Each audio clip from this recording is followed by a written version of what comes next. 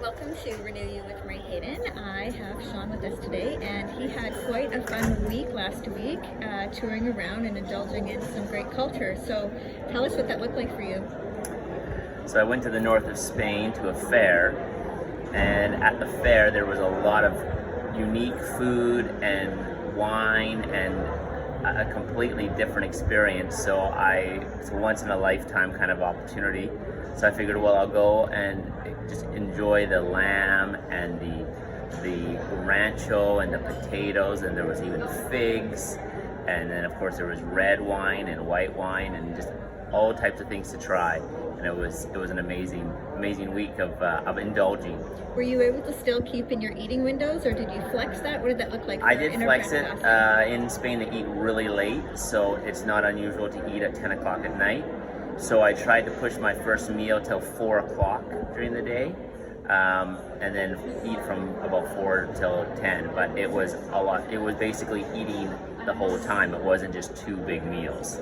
Okay, and so when you got back, it was like to the wee hours of the morning on Saturday to Sunday, correct?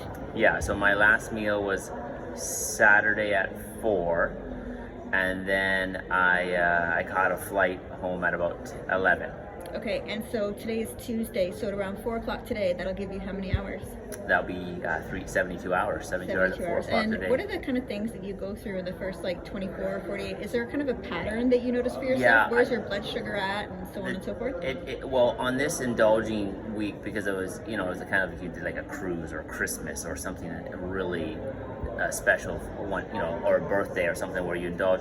So I find that when I want to go into the fast, I got to make sure I go into it with no carbohydrates, with fat. So my last meal or two, I always really make sure there's healthy fats that I can go into the fast with, for sure.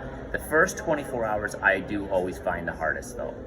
And do you check your sugars? Do you have a rough idea of where you were in that first 24 hours? Yeah, I just check sugars. I don't even worry about ketones at that time. And I was 106, 104, 102. It kept coming down very, very slowly, and then eventually went into the 90s. So what does that tell you when your sugar is high like that? What is that giving you an inkling of? Well, you're burning off your glucose. I mean, that's really what you're doing. You've had the wine, you've had the bread, the carbohydrates, the refined carbohydrates. So you're definitely going to be just burning off glucose for the first day, 2 days, till your liver can start producing ketones.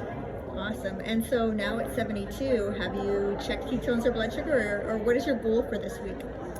Yeah, I'm gonna go the whole week. A lot of salt in my water to help with electrolytes for sure. And I'm gonna do coffee, maybe a little fat in the coffee. It just depends on how I feel each day. If I feel like I need a little fat, I might put that in. But yeah, the goal will be to get into full-blown ketosis, into the high ketone, so I know that there's a lot of fat in my bloodstream and not any sugar. Awesome. Well, we wish you very good luck for the rest of the week, and we'll check in with you at the end, hopefully. Thank you.